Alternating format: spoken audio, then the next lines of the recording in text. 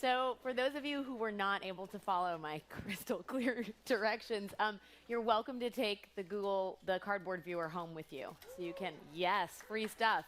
So you can, and you should watch the film at home. It's great. It's a great piece of filmmaking, but now we get to discuss what some of you and hopefully most of you will see. Just a quick housekeeping note. We should note that Susan has previously earned fellowships from the Open Society Foundations and the California Wellness Foundation, both of whom are underwriters for this event.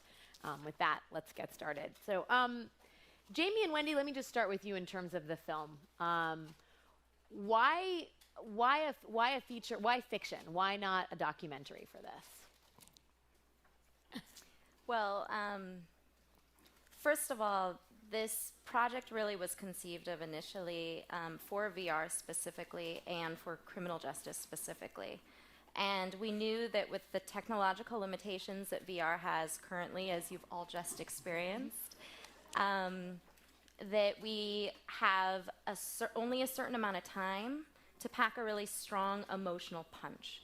And the purpose of Project Empathy isn't just to tell stories or to document things that are occurring or to share information, but it's really to convey an emotional truth and allow people to experience that firsthand. And so scripting something, a story that's a composite, essentially, of a ubiquitous experience among those in the criminal justice system seemed like the most effective way to create that emotional truth that we're aiming for. And Wendy was the best person I could think of who I met last year, given her background, both her personal background and also her professional background as a really incredible, accomplished writer of scripted television and also producer in a past life too. And I think I'm still in that life. yes, currently and always. And so I knew that she would really be able to bring it in that format to really touch the truth that we wanted to touch upon. I know for me, I spent 7 years in documentary and reality before moving into scripted about a decade ago. And one of the things that's interesting is, in documentary, it allows you to have that intimacy and hear a very personal story. However, all the stories around this arena, like many stories, are unique. Mm-hmm. And what the fiction, creating a narrative allowed me to do was listen to a lot of real stories and find the commonality in them and present them in a piece that would put you as the viewer in the shoes of someone who might be left behind. And I found that to be a really interesting way to approach this. There's also a lot of narrative going on in the virtual reality space yet.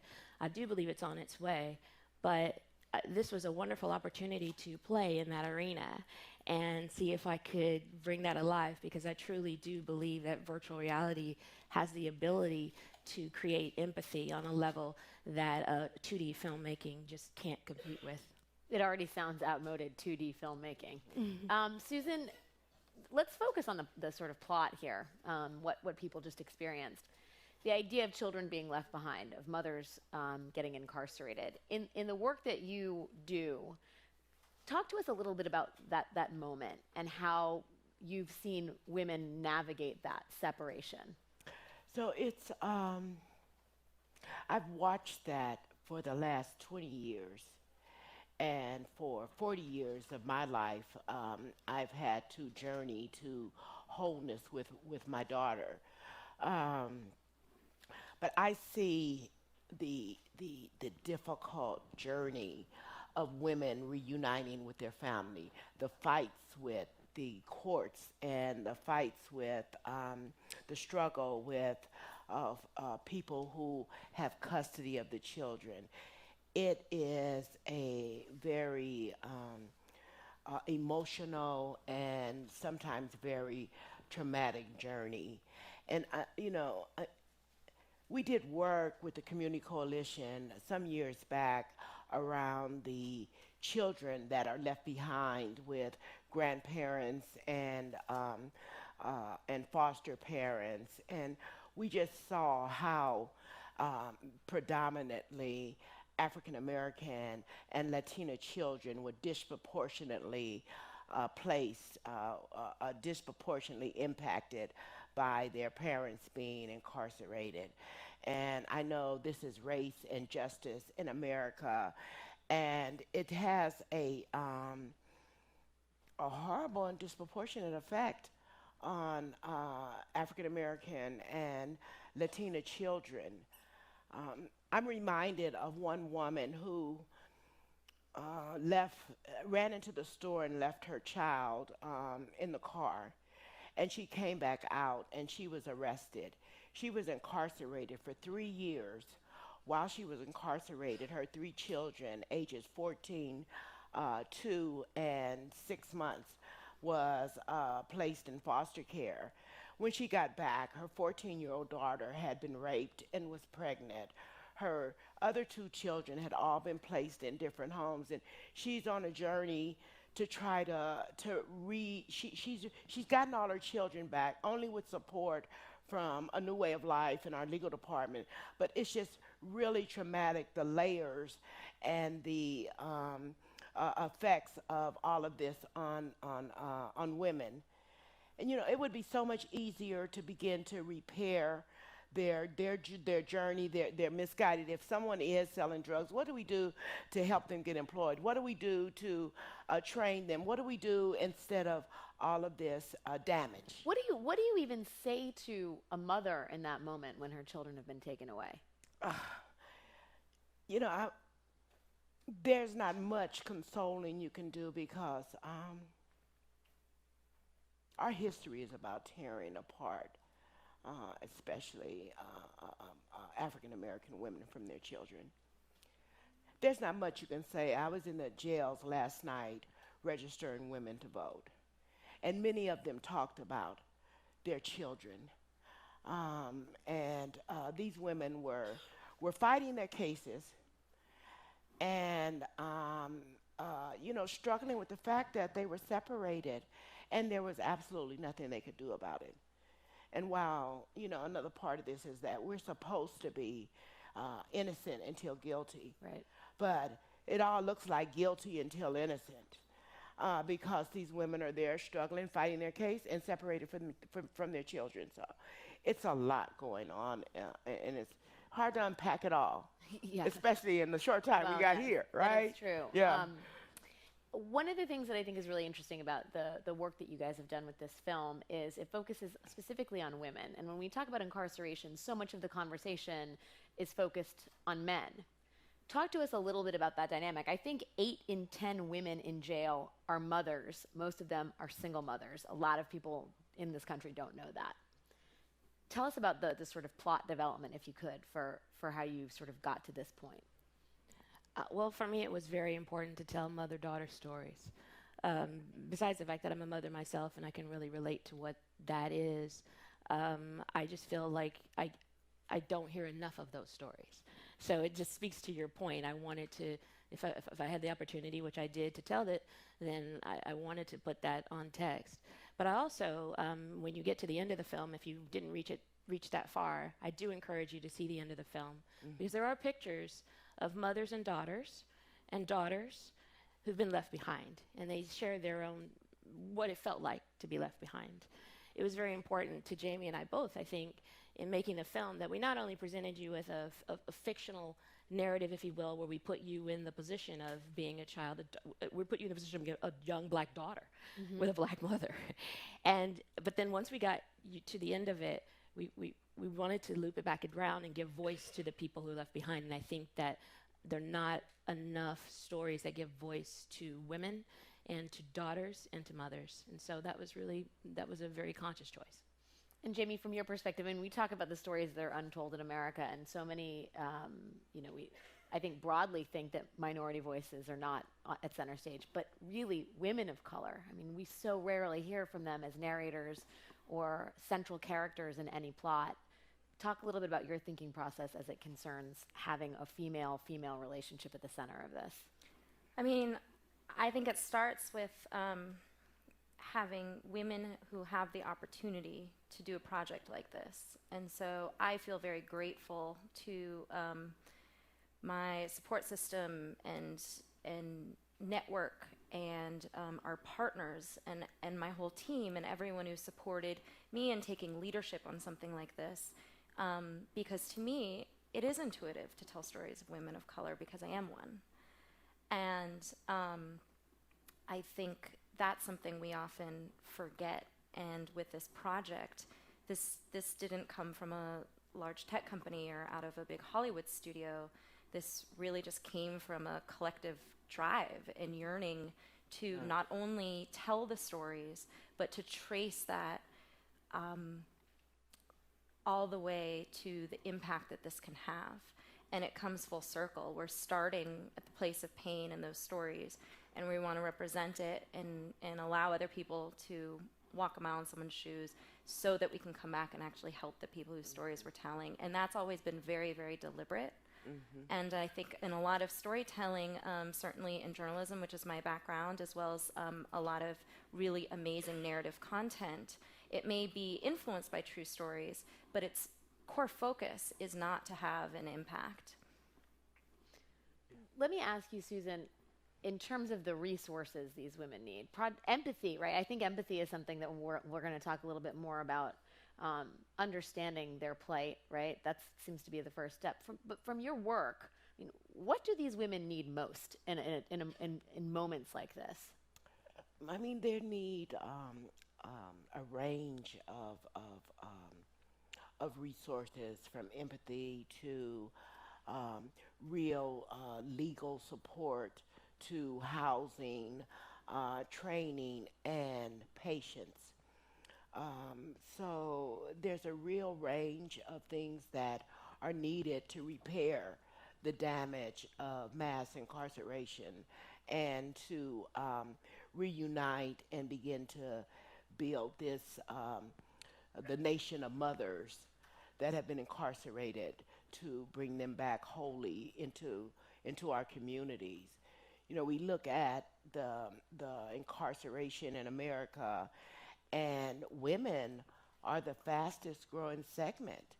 And when you take the women away, it really unstabilizes our community. I mean, we are the root, we are the healers, we are the ones that, you know, are the glue in the family. So, you know, there's a range of things that's needed. You might say, okay, well, she needs some sort of treatment. Maybe everybody will say, okay, drug treatment's good. Well, drug treatment, as it's delivered in America, has no patience for mistakes. And we are human. We make mistakes.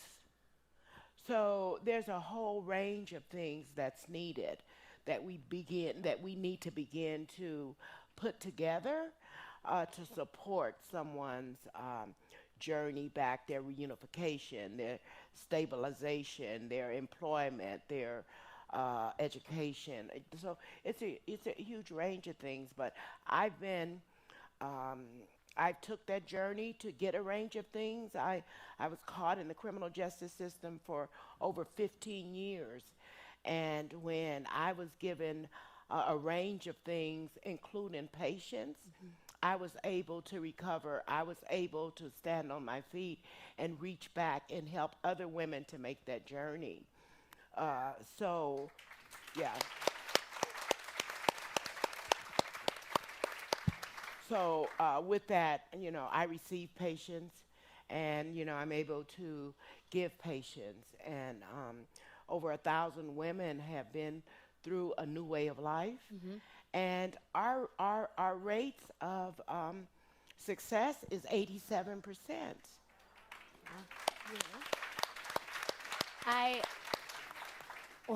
Wendy, we talk about patience and empathy, and then we look at the sort of political landscape that's out there, and those two concepts seem very far away indeed. And I ask, from a filmmaking perspective, do you think that there is a market for patience and empathy? Absolutely. I do think there's a market. I want to share a personal story from me about this film, and well, two tidbits. One, I reached out to V. Bozeman, who is our lead in the film. I reached out to her management because I really enjoyed working with her on Empire, and I didn't get to work very much with her, so I wanted to work more. And I knew she was very talented, incredible singer, and really, really talented actress. So when I reached out to her, I had no idea some of her background, her history. And we started talking about the film, and then obviously we shot the film, and we had a great time. And I was thinking, wow, she's showing so much patience and empathy for this whole project. This is on another level. And I never could understand it, except I thought, well, she's just incredibly talented. She's a superwoman, right? Well, what happened was after we shot the film, Jamie had ended up doing an interview with her to get some material for publicity. And V told us that she had been left behind. And I feel like that already is a win in the sense that we gave her permission now to tell her story. And she's got the first quote in the credits, and she talks about what that felt like. And to me, that is really the end result, if you will. You talk about patience and empathy. It is both encouraging people who've had the experience to feel free to express about that experience and open a dialogue, but also people who maybe have never thought about the experience. Now it's top of mind. You know, my 9-year-old daughter recorded the voiceover that you hear of the child that's, you know, the viewer's experiencing. My 9-year-old child now and I can have discussions about this. We couldn't before. She didn't know what that means, but this somehow bridged a little gap for her.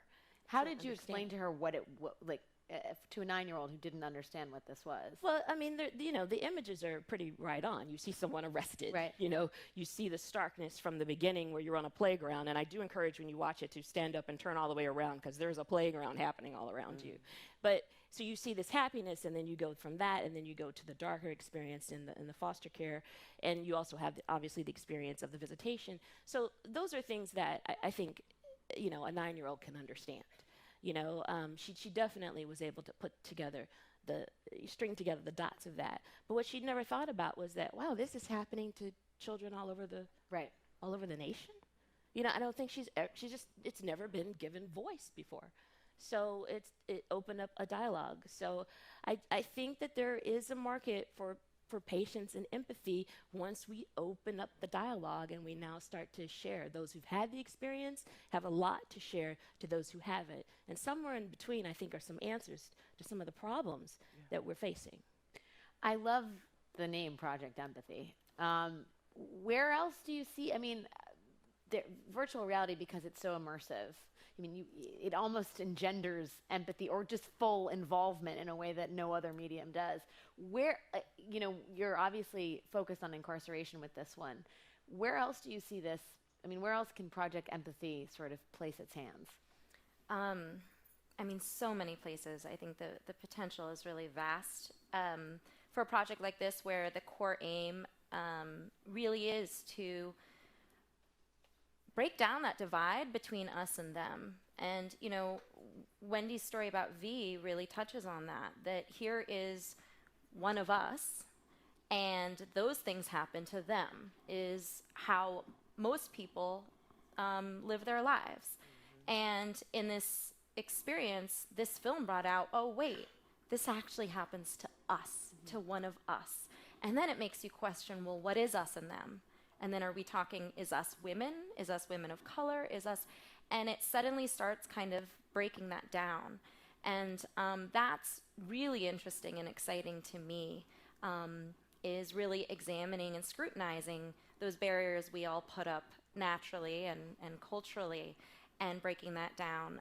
So I actually just returned from a trip to India where I went and shot a virtual reality documentary short in a town called Vrindavan, where I went with a recently widowed friend of mine who lost her husband in a hit and run in Orlando 4 months ago. And she had read about this town that welcomes widows who in India lose their rights once they've become widowed. And she wanted to go both as a healing trip, but also as a journalist and tell these stories.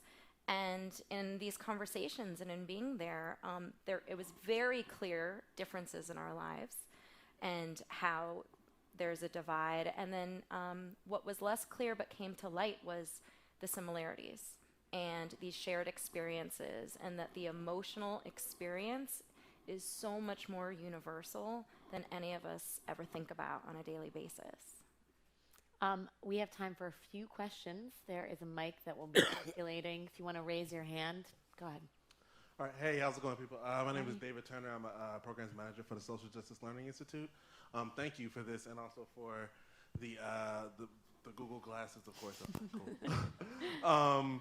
But just real quick, right? The movement for Black Lives, right? You know, it's been rather publicly intersectional, right? So particularly paying attention to like what's happening with women of color, particularly what's happening with Black women, right? You know, what's happening in jails, what's happening, in the streets, the Say Her Name campaign to uplift Black women who were killed by police, right?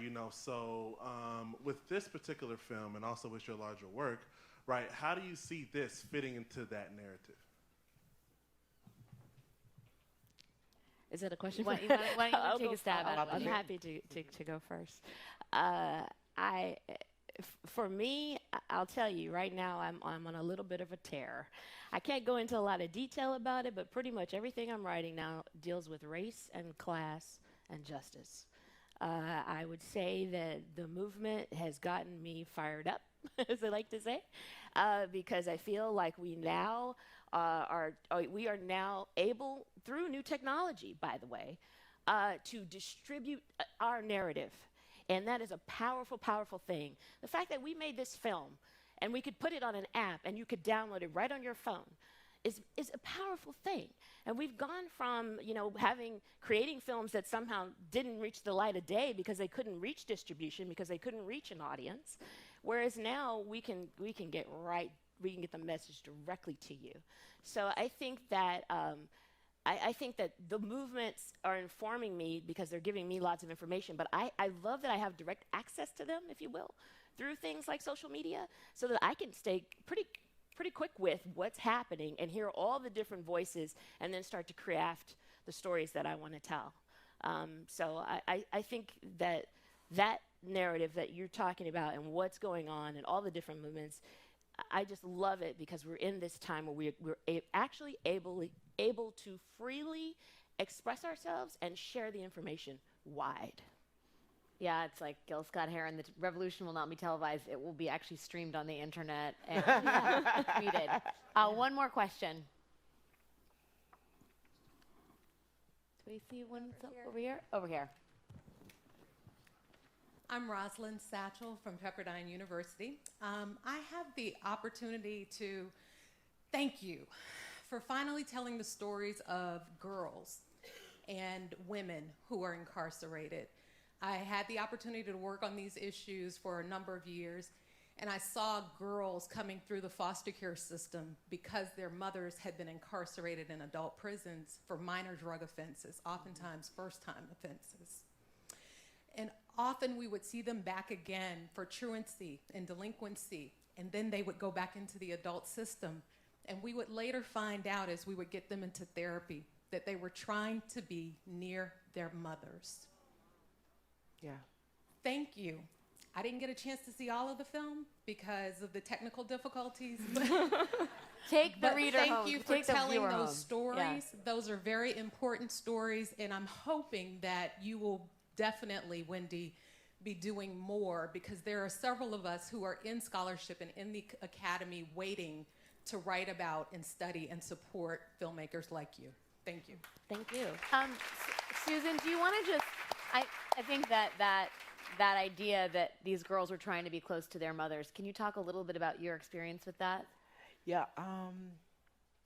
While incarcerated and as women come into our homes today, I see generations of people inside, generations of mothers and daughters incarcerated in the same institution. And, we need to begin to start going really deep and addressing what's going on around incarceration on many, many, many levels.